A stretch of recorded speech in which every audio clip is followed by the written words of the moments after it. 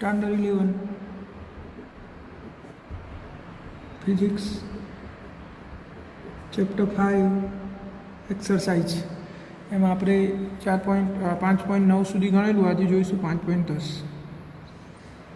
0.40 kg દરના એક દર અને પ્રારંભમાં ઉત્તર દિશામાં 10 મીટર પ્રતિ સેકન્ડની ઝડપથી ગતિ કરતા એક પદાર્થ પર 8 ન્યૂટન બળ દક્ષિણ દિશામાં 30 સેકન્ડ સુધી લાગે છે. આ બળ લગાડવાની ક્ષણને t બરાબર 0 અને સ્થાનને x બરાબર 0 લઈએ તો t બરાબર -5, 25 અને 100 સેકન્ડ સમયે તેના સ્થાન શોધો. આપણને શું કીધું છે? પદાર્થ મતલબ આપણે આ બાજુ ઉત્તર દિશા લઈએ તો આ બાજુ તરફ ગતિ કરે છે. આ તરફ આ પદાર્થ છે, આ તરફ ગતિ કરે છે. અને આ સ્થિતિને આપણે t બરાબર 0 અને x બરાબર 0 સ્થાન લઈ લઈએ. હવે આ બાજુ એને બળ લગાડવામાં આવે છે. કેટલું? 8 ન્યૂટન. કેટલા સેકન્ડ સુધી? 30 સેકન્ડ સુધી. એટલે આમ ઉલટું, આ ગતિમાં આમ હતો અને બળ આપણે એને એની ગતિની વિરુદ્ધ દિશામાં એટલે કે દક્ષિણ દિશા બાજુ લગાડીએ છીએ. તો આપણે t બરાબર -5 સેકન્ડ. જો સમય કદી માઇનસ ના હોય, માઇનસ કેમ લખ્યું છે તેનો કહેવાનો અર્થ શું કે અહીંયાથી ગતિ કરતો કરતો આવતો હતો અને અહીંયા આપણે t બરાબર 0 લીધું છે. આગળનો સમય આપણે t બરાબર માઇનસ એટલા માટે ગણ્યો છે. તો અહીંયા જ્યારે હશે પદાર્થ એપ્રોક્સિમેટલી આપણે સમય ગણવાની શરૂ કરીને પહેલાં 5 સેકન્ડ, તો અહીંયા તો એની પર કોઈ બળ નહોતું લાગતું. એ વખતે આપણે કણનું સ્થાન શોધવાનું છે. તો બળ લાગે તે પહેલાંના 5 સેકન્ડે સ્થાન અને બળ લાગે તે પહેલાં પદાર્થનો વેગ અચર હશે. બળ તો t બરાબર 0 સમય લાગ્યું, એના પહેલાં અહીંયાથી ગતિ કરતો આવતો હતો તો t બરાબર 0 સમયના પહેલાં 5 સેકન્ડ વખતે તો એની પર કોઈ બળ નહોતું. બળ તો અહીંયાથી લાગ્યું, તો અહીંયા એનો વેગ અચર હશે. તો અંતર બરાબર વેગ ગુણ્યા સમય સૂત્ર પ્રમાણે x1 = વેગ કેટલો હતો એનો? પ્રારંભિક વેગ 10 અને સમય કેટલો? 5 એટલે -5 લઈશું આપણે. તો -50 મીટર અંતરે હશે. -50 મીટરનો અર્થ શું કે આપણે અહીંયા x બરાબર 0 લીધો છે, તો આ બાજુનું અંતર ધન થાય અને આ બાજુનું અંતર ઋણ થાય. એટલે કે અહીંયાથી 50 મીટર આ બાજુ તરફ હશે 5 સેકન્ડ પહેલાં પદાર્થ. હવે આપણે બીજું શું ગણવાનું છે? તો t બરાબર 25 સેકન્ડ માટે, t બરાબર 25 સેકન્ડ બાદ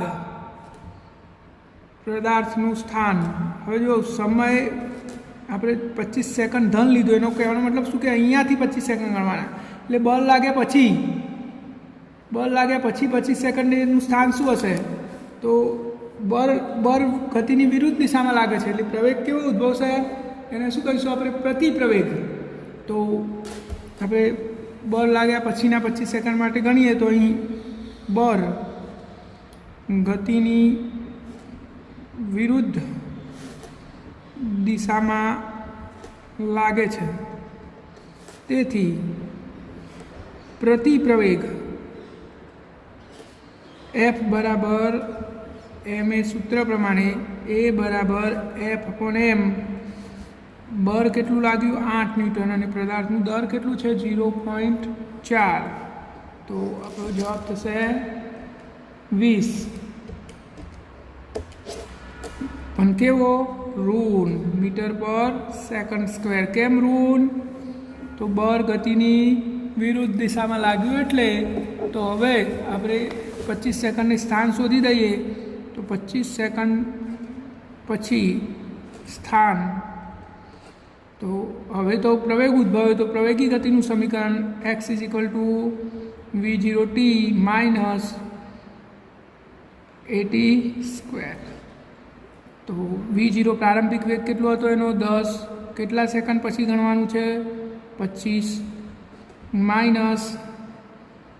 a -20 એટલે આપણે અહીંયા માઇનસ લઈ લીધું છે, અહીંયા -20 અને t 25નો વર્ગ, તો આ થયા 250 માઇનસ 625 ગુણ્યા 2 20 sorry 1/2 at², x = v0t + 1/2 at² એટલે ભાગ્યા 2, તો આ 10 વધ્યા, પહેલાં 625 તો 250 માઇનસ 6250, therefore 6000 મીટર, x બરાબર એટલે કેટલા કિમી થાય?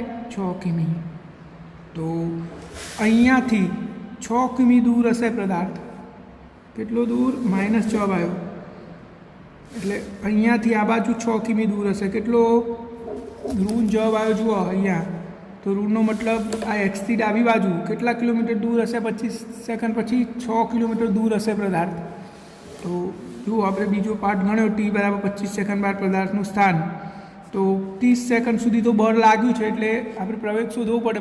બળ લાગે છે એટલે પ્રવેગ હોય તો બળની ગતિની વિરુદ્ધ દિશામાં લાગે જ બળ, તેથી પ્રતિપ્રવેગ F = m સૂત્ર પ્રમાણે A = F/m, તો 8/4 = 20 મીટર/સેકન્ડ². આ પ્રતિપ્રવેગ બરાબર.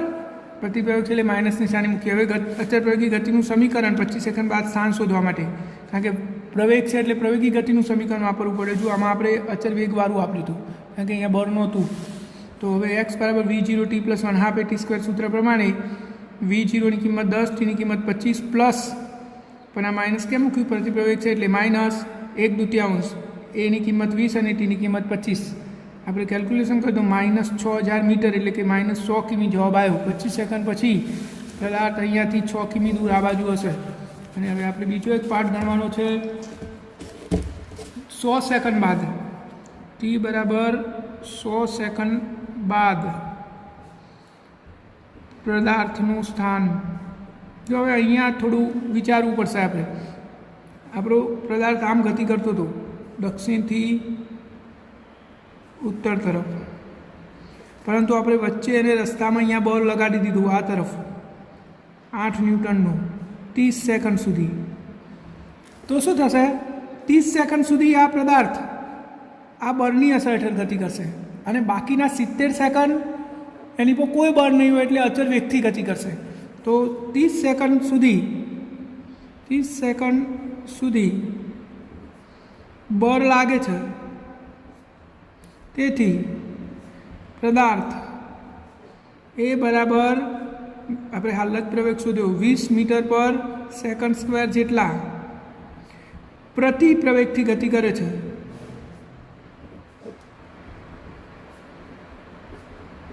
સેકન્ડ સુધી બળ લાગે છે એટલે પ્રતિપ્રવેગ ઉદ્ભવશે. તો એનું સ્થાન શોધી નાખીએ આપણે 30 સેકન્ડ માટે. પહેલાં v0t + 1/2 at² સૂત્ર પ્રમાણે v0 10, પહેલાં 30 સેકન્ડ તો 30 + 1/2, a ની કિંમત પ્રતિપ્રવેગ -20 અને t ની કિંમત 30નો વર્ગ, તો આ 300 થયા, માઇનસ આ 10 20/2 અને -10 અને 30નો વર્ગ 900, તો 300 - 9000 બરાબર 8700 મીટર. 30 સેકન્ડમાં આટલું માઇનસ અંતર કાપ્યું હશે ને હવે બાકીના એટલે કે 70 સેકન્ડ માટે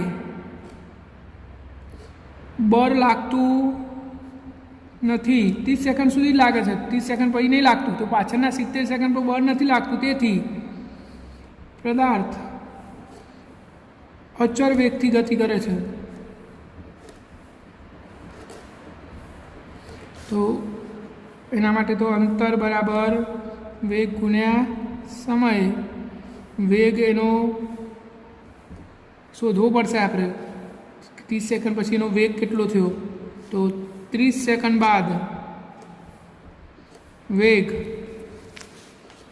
તો v = v0 + at સૂત્ર પ્રમાણે v = v0 પ્રારંભિક વેગ 10 પ્લસ એની કિંમત -20 અને t 30, તો 10 અને આ રહી -600 બરાબર -590 મીટર/સેકન્ડ. આટલો માઇનસ વેગ એટલે આપણે આ બાજુનો વેગ ધન ગણીએ છીએ, તો હવે આ બાજુ વેગ થઈ ગયો -590 મીટર પર સેકન્ડ. તો હવે આપણે અંતર શોધી દઈએ 70 સેકન્ડનું. તો x70 બરાબર અંતર બરાબર વેગ ગુણ્યા સમય. વેગ કેટલો? -590 અને સમય કેટલો? 70. 590 ગુણ્યા 70 41,300 માઇનસ મીટર. આટલા મીટર પાછળની 70 સેકન્ડમાં કાપ્યું હશે. તો કુલ અંતર 100 સેકન્ડમાં કાપેલું કુલ અંતર x100 બરાબર પહેલાં 30 સેકન્ડમાં કાપેલું અંતર વત્તા 70 સેકન્ડમાં કાપેલું અંતર. 30 સેકન્ડમાં કાપેલું અંતર કેટલું હતું? -8700 -8700 માઇનસ આ કેટલું આવ્યું? 41,300 41,300 ટોટલ કેટલું થયું? 50,000 -50,000 મીટર. એટલે કે 100 સેકન્ડમાં કાપેલું અંતર -50 કિમી થશે. જો આ દાખલાને તમે શાંતિથી જુઓ, સમજો, પહેલાં ચોપડામાં લખો અને પછી તૈયાર કરો તો આવડી જશે. જુઓ અહીંયાથી સ્ટાર્ટ થાય છે દાખલો. શાંતિથી ચોપડામાં લખી દો. પહેલાં સમજો, મેં બધું જ અહીંયા લખી દીધું છે.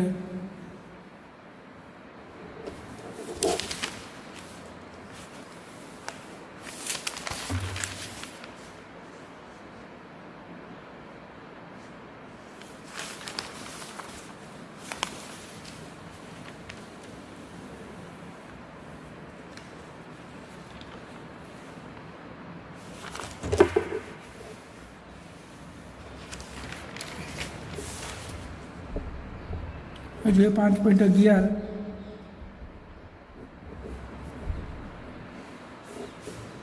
એક ટ્રક સ્થિર સ્થિતિમાંથી શરૂ કરીને 2 મીટર પ્રતિ સેકન્ડ સ્ક્વેરના પ્રવેગિત ગતિ કરે છે. 10 સેકન્ડ પછી ટ્રકની ઉપર ઊભેલી જમીનથી 6 મીટર ઊંચાઈ એક વ્યક્તિ પથ્થરને પડવા દે છે. તો ટી બરાબર 11 સેકન્ડે પથ્થરના વેગ અને પ્રવેગ કેટલા હશે? તો એક ટ્રક છે આપણી જોડે. અહીંયા ટ્રક છે, આ ટ્રક છે આપણું. અહીંયા સ્થિર છે, અહીંયા એક વ્યક્તિ ઊભી છે. આ ટ્રક સ્થિર સ્થિતિમાંથી ગતિની શરૂઆત કરે છે એ બરાબર 2 મીટર પર સેકન્ડ સ્ક્વેર એટલા પ્રવેગથી. એટલે ગતિમાં આવશે ને ધીરે ધીરે એનો વેગ વધતો જશે. તો 10 સેકન્ડ પછી ટી બરાબર 10 સેકન્ડ પછી આ ટ્રેન ગતિમાં હશે, આ ટ્રક ગતિમાં હશે. અહીંયાથી કોઈ વ્યક્તિ પથ્થરને આમ પડતો મૂકે છે નીચે, તો અહીંયા એના વેગ અને પ્રવેગ શોધવાના છે. તો 10 સેકન્ડ પછી પડતો મૂક્યો, આપણે 11 સેકન્ડે ગણવાનું છે. તો ટી બરાબર 0 સમયે વેગ કેટલો હતો? અહીંયા 0, v0 બરાબર 0. હવે એને પ્રવેગ મળ્યો કેટલો? 2 મીટર પર સેકન્ડ સ્ક્વેર. તો ટી બરાબર 10 સેકન્ડ બાદ ટ્રકનો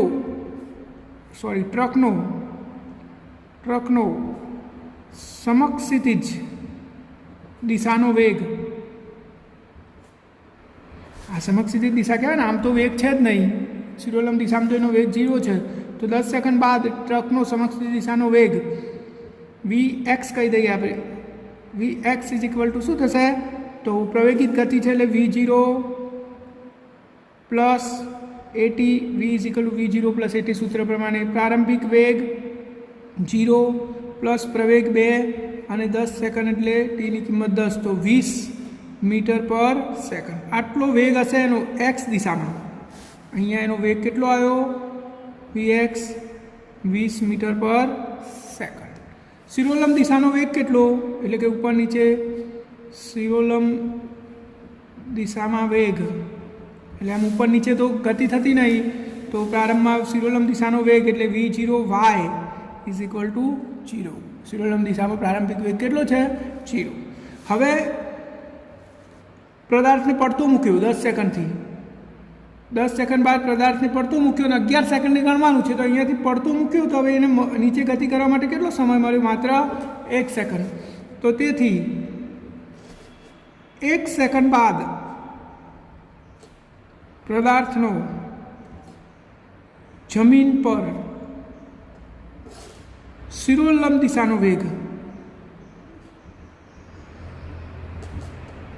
અહીંયાથી પડતો મૂક્યો તો અહીંયા પહોંચ્યો 1 સેકન્ડમાં, કારણ કે 10 સેકન્ડ તો અહીંયાથી અહીંયા આવ્યા, હવે બાકી રહ્યો 1 સેકન્ડ, તો 1 સેકન્ડમાં એની પથ્થરને છોડી દીધો અહીંયાથી, તો 1 સેકન્ડમાં નીચે પડશે ત્યારે આ શિરોલ્લંબ દિશાનો વેગ કેટલો, તો આપણે એવું કહી શકીએ Vy is equal two V0y minus GT. તો V0 તો કેટલો હતો 0 માઇનસ જીની કિંમત કેટલી આપણે અહીંયા આપેલી છે કે લેવાની છે તો 9.8 અને 1 સેકન્ડ એટલે 1 તો માઇનસ 9.8 મીટર પર સેકન્ડ. આ માઇનસ કેમ આવ્યો તો નીચે તરફ વેગ હશે એટલે, તો વાય દિશાનો વેગ મળી ગયો. હવે એક્સ દિશામાં, તો એક્સ દિશામાં તો કોઈ પ્રવેગ ન હોવાથી હવે ટ્રેનમાંથી પથ્થર છોડી દીધો એટલે હવે એનો પ્રવેગ હતો, અત્યારે ટ્રેનના જેટલો પ્રવેગ હતો એનો સમક્ષ દિશામાં, પણ જેવો ટ્રેનમાંથી છૂટી જાય એટલે ટ્રેનનો પ્રવેગ 0 થઈ જાય, એટલે કે પથ્થરનો પ્રવેગ 0 થઈ જાય, તો સમક્ષ દિશામાં પ્રવેગ ન હોવાથી શું થશે, સમક્ષિતિજ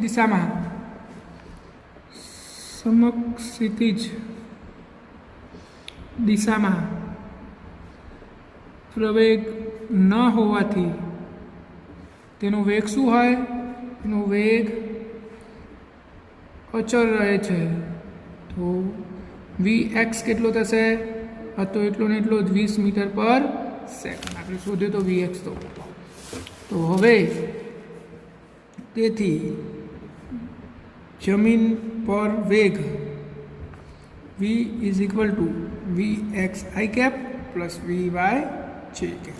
તો Vx કેટલો 20 i કેપ અને પેલો કેટલો માઇનસ 9.8. અથવા આપણે 10 અહીંયા 10 લેવાનું કીધું છે કે નહીં કીધું, ના કીધું હોય તો આપણે 9.8 જ લેવું પડે, નહીં કીધું તો 9.8 લઈએ જે કેપ. તો આપણો વેગ સદિશ આવ્યો તો એનું મૂલ્ય વર્ગમૂળમાં 20 નો વર્ગ વત્તા માઇનસ 9.8 નો વર્ગ, વર્ગમૂળમાં 20 નો વર્ગ 400 પ્લસ માઇનસ 9.8 નો વર્ગ પ્લસ જ થાય, 9.8 નો વર્ગ કેટલો થશે 9.8 ગુણ્યા 9.8 96.04, તો પ્લસ 400 ને 96.04 494.04 સોરી 96.04 અને એનું વર્ગમૂળ 22.27 મીટર પર સેકન્ડ. આટલો વેગ હશે સપાટી પર. અને પ્રવેગ તો ટ્રેનમાંથી છૂટ્યા પછી ટ્રેનના કારણે તો પ્રવેગ 0 થઈ ગયો, તો વધ્યો કેટલો એ બરાબર ગુરુત્વ પ્રવેગ g જેટલો, એટલે કે એ બરાબર 9.8 મીટર પર સેકન્ડ.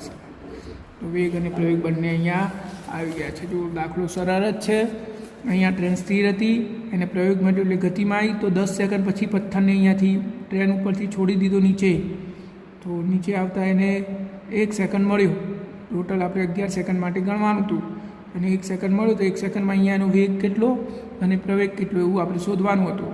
તો આપણે પહેલાં 10 સેકન્ડ બાદ સમક્ષ દિશાનો વેગ શોધી કાઢ્યો. 10 સેકન્ડ પછી ટ્રેન અહીંયા પહોંચી ત્યારે આ દિશામાં કેટલો વેગ હતો એ શોધી કાઢ્યો અચળ પ્રયોગી ગતિના સમીકરણથી. હવે અહીંયાથી પથ્થરને ઉપરથી નીચે છોડે એ વખતે તો પ્રારંભિક વેગ એટલે વાય દિશાનો વેગ તો 0 હતો, તો 1 સેકન્ડ પછી એનો નીચે વેગ કેટલો હશે 9.8, અને સમક્ષ દિશાનો વેગ તો બદલાતો નહીં કારણ કે સમક્ષ દિશામાં કોઈ પ્રવેગ નથી, તો સમક્ષ દિશાનો વેગ આટલો, તો પરિણામી વેગ કેટલો થયો એક્સ દિશાનો વેગ વત્તા વાય દિશાનો વેગ. આપણે સમીકરણમાં કિંમત મૂકી દીધી તો જવાબ આવ્યો 22.27 મીટર પર સેકન્ડ. અને પ્રવેગ કેટલો તો એક્સ દિશામાં પ્રવેગ નહીં, વાય દિશામાં તો જી જેટલો પ્રવેગ હોય. તો આપણો દાખલો અહીંયા પૂરો થાય છે. આપણે આગળનો દાખલો જોઈશું 5.12.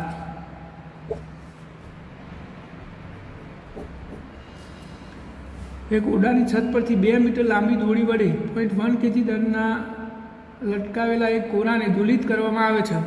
અને અહીંયાથી એક છત ઉપરથી ઘોરો આમ નીચે દોલિત કર્યો, આ છત છે અને એની નીચે આ ગોરો છે, ગોરાને આમ દોલન કરાવવાના છે.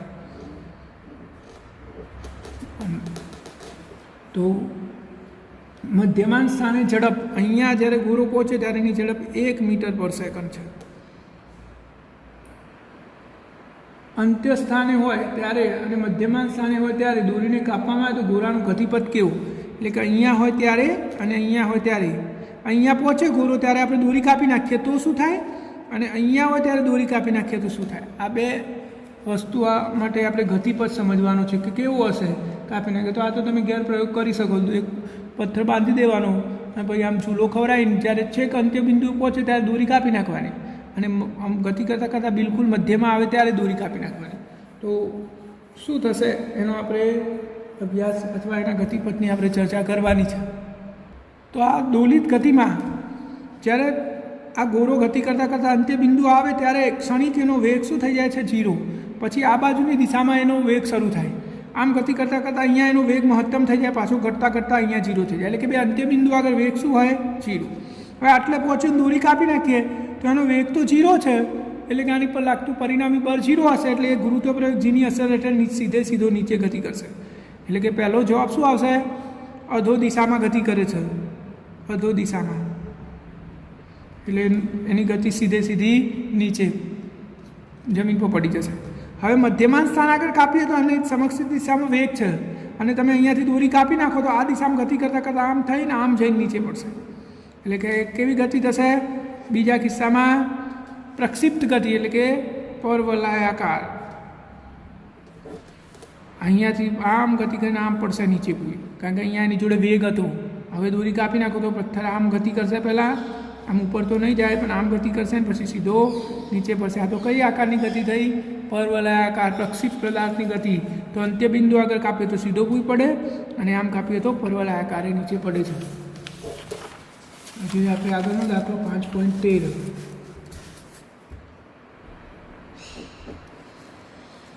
70 કેજી દરનો એક માણસ એક લિફ્ટનો વજન કાંટા ઉપર ઊભો છે. જો એક વજન કાંટો છે અને આ લિફ્ટ છે, લિફ્ટની અંદર વજન કાંટો છે. અહીંયા એક વ્યક્તિ ઊભો છે, એનું દર છે 70 કેજી. જુદા જુદા કિસ્સામાં વજન કાંટા પરનું અવલોકન કેટલું હશે? તો પહેલો કિસ્સો છે લિફ્ટ સ્થિર હોય, પહેલો કિસ્સો છે લિફ્ટ ઉપર તરફ 10 મીટર પર સેકન્ડની નિયમિત ઝડપથી ગતિ કરતી હોય, એટલે લિફ્ટ ઉપર જતી હોય અને એનો વેગ અચર હોય, અચર વેગ. તો હવે આમાં થોડું તમને પહેલાં સમજાવી દઉં. આ દાખલામાં એકદમ શોર્ટમાં સમજાવી દઉં છું. જો પ્રવેગ 0 હોય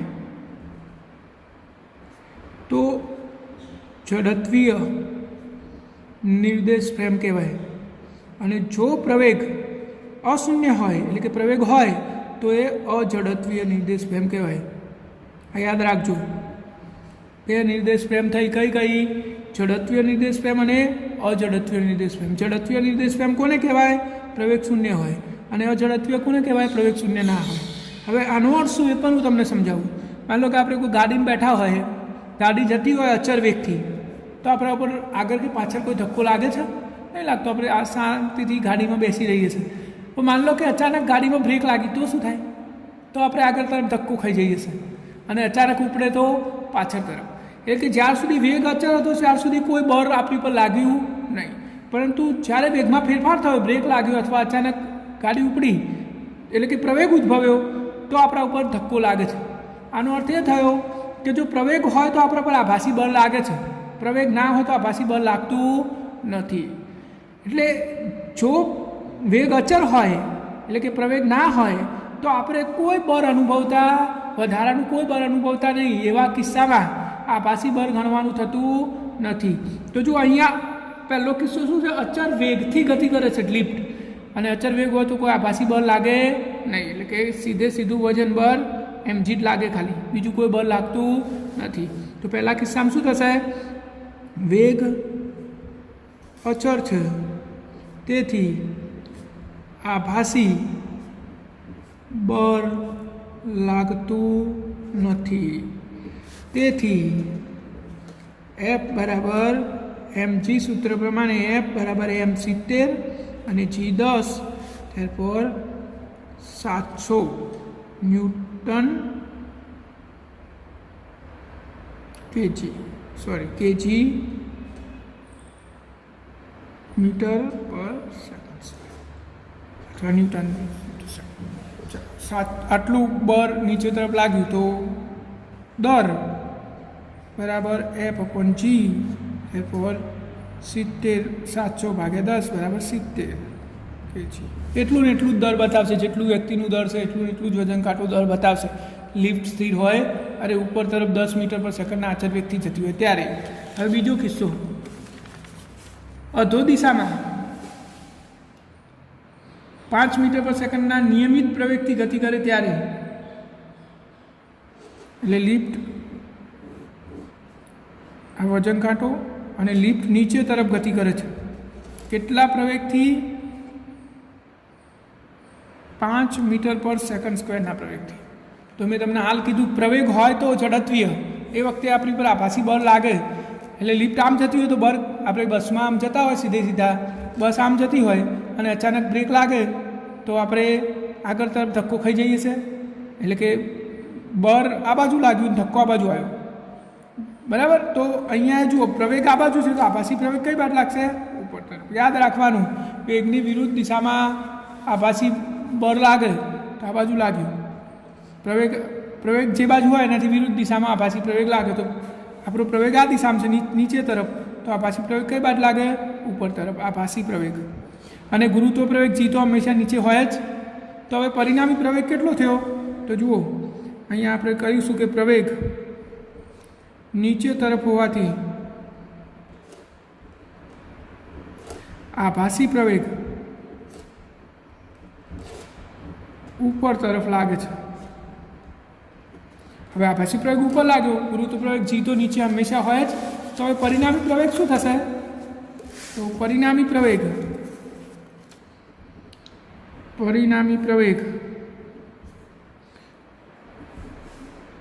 નીચે જી નીચે અરે ઉપર એ, તો 10 માઇનસ એ 5 બરાબર પ્રવેગ કેટલું લાગશે? 5. આપણે એને એ ડેશ કહી દઈએ. આભાસી પરિણામી પ્રવેગ 5 મીટર પર સેકન્ડ. તો હવે તેથી વજન બર એફ બરાબર એમ એ ડેશ 70 ગુણ્યા 5 બરાબર 350 ન્યૂટન. આટલું બર લિફ્ટ ઉપર લાગશે. તેથી એમ બરાબર એફ અપોન જી, તો 350 ભાગ્યા 10 બરાબર 35 કેજી. તો કાંટો કેટલું દર બતાવશે? 35 કેજી જ બતાવશે. 70 કેજીનો વ્યક્તિ લિફ્ટ ઉપર ઊભો છે પણ લિફ્ટ નીચે તરફ 5 મીટર પર સેકન્ડના પ્રવેગથી ગતિ કરતી હોય તો એનું દર 35 કેજી જ બતાવશે. હવે આગળનો કિસ્સો સી, લિફ્ટ ઉપર તરફ ગતિ કરતી હોય. માની લો કે લિફ્ટ છે અને આ વજન કાંટો હવે લિફ્ટ ઉપર તરફ ગતિ કરશે, એટલે કે ઉપર તરફ પ્રવેગ છે. તો આભાસી પ્રવેગ ક્યાં હશે? નીચે. આભાસી પ્રવેગ અને જી તો નીચે હતો જ. તો હવે પરિણામી આભાસી પ્રવેગ જુઓ, આભાસી પ્રવેગ નીચે તરફ લાગે છે. તેથી પરિણામી પ્રવેગ એ ડેશ બરાબર બંને નીચે થયા એટલે સરવાળો, તો 10 + 5 બરાબર 15. તો વજન બર કેટલું થશે? વજન બર એફ બરાબર એમ એ ડેશ m70 અને એ 15, એટલે કે 1050 ન્યૂટન જેટલું લિફ્ટ ઉપર બળ લાગશે, વજન કાંટા ઉપર બળ લાગશે. તો વજન દર બરાબર એમ બરાબર એફ અપોન જી, તો 1050 ભાગ્યા 10 બરાબર 105 કેજી દર બતાવશે કાંટો. 70 કેજીના વ્યક્તિનું દર કેટલું બતાવશે? 105 કેજી.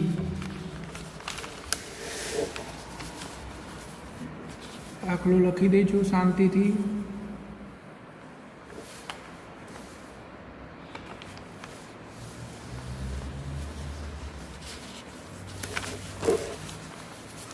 હવે આપણે ડી જોઈએ.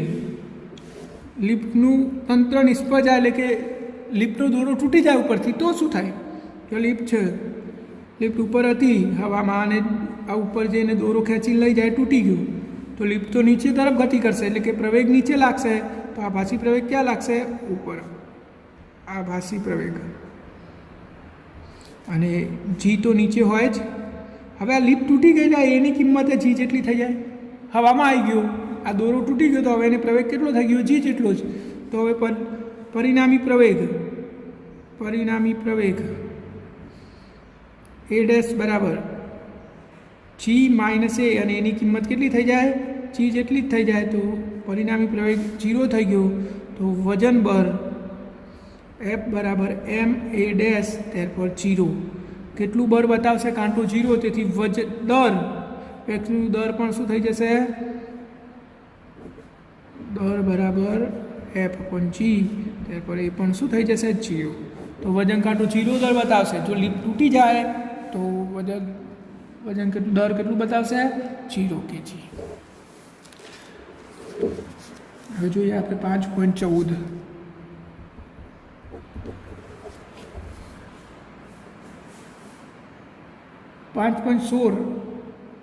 આકૃતિમાં 5.16 આકૃતિ 5.16 જે છે આપણી નીચેની, એમાં 4 kg દરનો એક કણ સ્થાન વિરુદ્ધ સમયનો આલેખ દર્શાવેલો છે.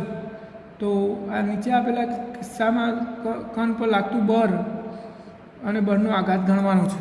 આપણે અહીંયા આકૃતિ દોરી દઈએ. આ રીતે છે, આ એક્સ વિરુદ્ધ ટીનો આલેખ છે. આટલે ટી બરાબર 4 સેકન્ડ, આટલે ટી બરાબર 0. આવો ગ્રાફ છે. તો ગ્રાફનું પહેલાં આપણે વિશ્લેષણ કરીએ તો જો 0 થી 4 સેકન્ડ સુધી સરખા સમયમાં સરખું અંતર કપાય છે, એટલે અહીંયા વેગ અચળ છે. વેગ શું છે?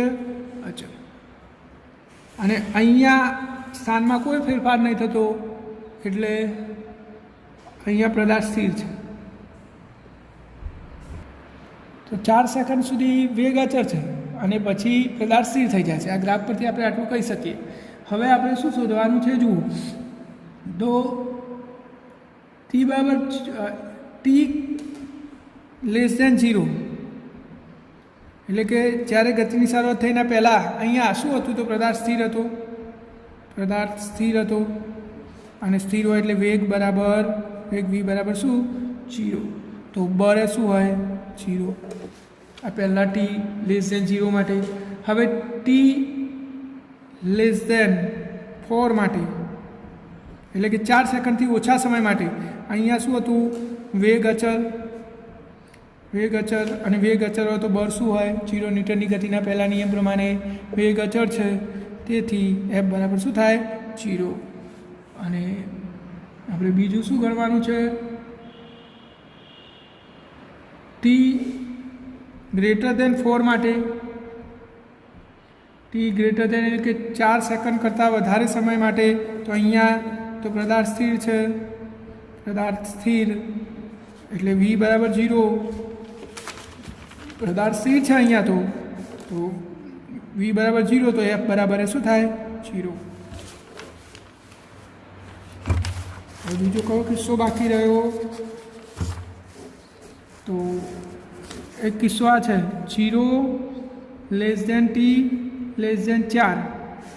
તો 0 કરતાં વધારે સમય અને 4 કરતાં ઓછો, 0 કરતાં વધારે.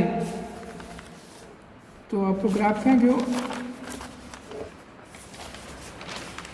હવે આપણો ગ્રાફ જુઓ, ટી બરાબર 0 થી વધારે અને 4 થી ઓછો, એટલે આ દરમિયાન શું થશે? તો વેગ અચળ આ એના માટે જ છે. આરો graph 0 less than T less than 4 માટે, એટલે કે 4 અને 0 સેકન્ડની વચ્ચે વેગ અચળ, તો બળ 0. બરાબર. હવે આપણે ટી બરાબર 0 અને ટી લેસ દેન 4 સમયે આઘાત શોધવાનું છે.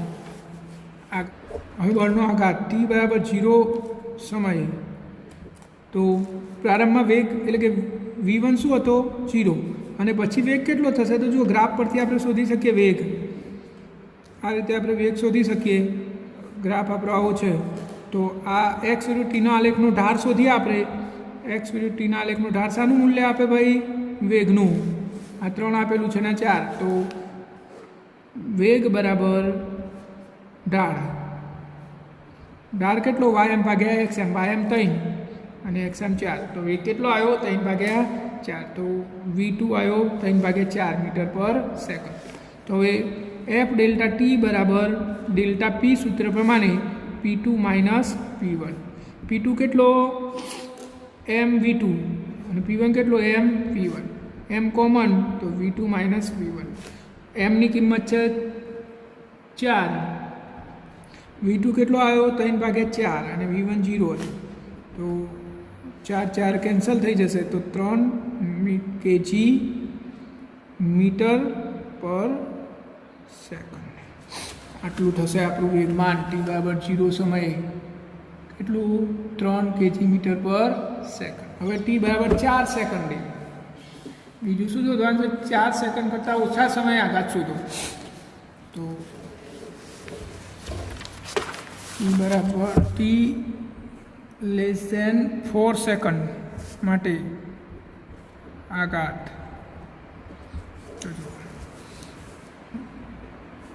t બરાબર t લેસ ધેન 4 એટલે કે 4 સેકન્ડ કરતાં ઓછા સમયે વેગ કેટલો હતો?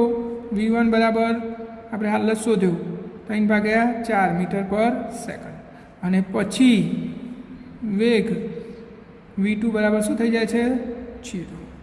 તો એફ ડેલ્ટા ટી બરાબર ડેલ્ટા પી, તો P2 માઇનસ P1 એમ V2 માઇનસ એમ V1, તો એમ કોમન V2 માઇનસ V1, તો એમ 4 V2 0, V1 3/4, તો -3 kg મીટર પર સેકન્ડ. આ આઘાત આવ્યો. તો અહીંયા આપણે આઘાત શોધી કાઢ્યો છે. અને હવે આપણે આગળનો દાખલો જોઈએ. 20 kg અને 5.15. 20 kg અને 10 kg દરના બે પદાર્થ છે. એક આ 10 kgનો પદાર્થ છે અને બીજો 20 kgનો પદાર્થ છે. આ બંને ઘર્ષણ રહિત સપાટી પર છે અને બંનેને દોરી વડે બાંધેલા છે. આ M1 બરાબર 10 kg અને M2 બરાબર 20 kg. હવે પહેલાં આપણે આ પદાર્થ A અને આ પદાર્થ B, તો પહેલાં એ ઉપર આ બાજુ બળ લગાડીએ છે 600 ન્યૂટન. ત્યારે દોરીમાં તણાવ બળ શોધવાનું છે, અને બીજા કિસ્સામાં આપણે આ બાજુ બળ લગાડીશું 600 ન્યૂટન. ત્યારે આપણે આ દોરીમાં ઉદ્ભવતું તણાવ બળ શોધવાનું છે. તો પહેલો કિસ્સો A પર 600 ન્યૂટન બળ લગાડતા, એ ઉપર તમે આ બાજુ 600 ન્યૂટન બળ લગાડો એટલે આ વચ્ચે દોરી બાંધેલી છે, તો દોરી ખેંચાશે એટલે અહીંયા શું ઉદ્ભવશે? તણાવ બળ ઉદ્ભવશે. એને આપણે T1 કહી દઈએ. તો હવે પદાર્થ એ માટે આપણે ગણી લઈએ. તો પદાર્થ એ માટે, જો એ પદાર્થ માટે આ બાજુ કેટલું બળ લાગ્યું? 600 ન્યૂટન. અને આ બાજુ કેટલું લાગ્યું? T1 ઇઝ ઇક્વલ ટુ આનું પરિણામી બળ. આનું પરિણામી બળ એટલે M1A. તો 600 માઇનસ T1, M1 કેટલો છે? 10A. આ એક સમીકરણ બની ગયું. હવે પદાર્થ B માટે, તો જો આ પદાર્થ આ અહીંયાથી બળ લગાડી તો પદાર્થ આમ ગતિ કરશે તો દોરી ખેંચાશે આ બાજુ, એટલે આ પદાર્થને આ T1 આ બાજુ ખેંચશે અને આ બાજુ તરફ તો કોઈ બીજું બળ છે જ નહીં હાલ, તો T1 બરાબર આનું વજન બળ થઈ જશે. તો B માટે T1 બરાબર M2G. તો M2 કેટલો? 20 ઇન્ટુ Gની કિંમત આપણે 10 લેવાની છે એવું કીધેલું છે ના, તો આપણે એમના એમ જ રવા દઈએ છીએ. તો T1 બરાબર 20G. તો સોરી 20G ક્યાં? અહીંયા G ક્યાં લાગે? પ્રવેગ A 20A. F બરાબર MA પ્રમાણે, સોરી જો આની પર આમ તો હશે જ આ ગતિમાં, એટલે એને પ્રવેગ કેટલો હશે? આના જેટલો જ પ્રવેગ હશે. તો T1 બરાબર M2A, ત્યારપર M2ની કિંમત 20 ઇન્ટુ A. T1ની કિંમત આવી. આ T1ની કિંમત આપણે સમીકરણ 1માં મૂકી દઈએ. T1ની કિંમત સમીકરણ 1માં મૂકી દઈએ તો 600 માઇનસ 20A બરાબર 10A. તો 20A પેલી બાદ જાય તો 30A થઈ જશે. તો 30A બરાબર 20 મીટર પર સેકન્ડ સ્ક્વેર. આટલો પ્રવેગ આવ્યો. આ કિંમત સમીકરણ 1માં ફરીથી મૂકી દઈએ. તો સમીકરણ 1માં આ કિંમત મૂકતા તો જો આપણું સમીકરણ એ શું હતું? 600 માઇનસ T1 બરાબર 10A એ. તો 600 માઇનસ T1 બરાબર 10 અને એની કિંમત આવી 20. તો 600 માઇનસ T1 બરાબર 200. તો T1 બરાબર 400 ન્યૂટન. આ પહેલા કિસ્સા માટે જવાબ આવ્યો. હવે આપણે બીજો કિસ્સો જોઈએ. તો બીજા કિસ્સામાં શું કરવાનું છે? બીજા કિસ્સામાં એ પદાર્થ અને આ બી પદાર્થ. હવે બી પદાર્થ ઉપર બળ લગાડવાનું છે. આ બાજુ 600 ન્યૂટન. આ M2 છે 20 kg, આ M1 છે 10 kg. આ વચ્ચે દોરી બાંધેલી છે. તો હવે આ પદાર્થ બી માટે પહેલાં આપણે સમીકરણ બનાવી દઈએ. તો પદાર્થ બી માટે શું થશે? તો જો આ બાજુ તણાવ 600 ન્યૂટન બળ, આ બાજુ તણાવ બળ અને T2 કહી દઈએ. તો T2 ઇઝ ઇક્વલ ટુ આની પર લાગતું પરિણામી બળ કેટલું? MA એટલે M2A. તો 600 માઇનસ T2 બરાબર M2 કેટલો? 20 અને એ કેટલો? ખબર નહીં આપણને. તો આ સમીકરણ 2 બની છે. બરાબર. હવે આ પદાર્થ માટે. તો પદાર્થ એ માટે તો જો આ બાજુ તણાવ બળ લાગે છે એટલે T2 અને આ બાજુ તો કોઈ બળ નહીં લાગતું એટલે એના પરિણામી બળ જેટલું એટલે કે M1A. તો T2 બરાબર M1ની કિંમત 10A. આ કિંમત આપણે આ સમીકરણમાં ટ્રાન્સફર કરી દઈએ. તો 600 માઇનસ 10A બરાબર 20A. તો 600 બરાબર 30A. તો A બરાબર 20 મીટર પર સેકન્ડ સ્ક્વેર. જો કે બંને બાજુ પ્રવેગ સરખો જ હોય કારણ કે બળ સરખું હતું. તો હવે આપણે આગળની ગણતરી કરી દઈએ.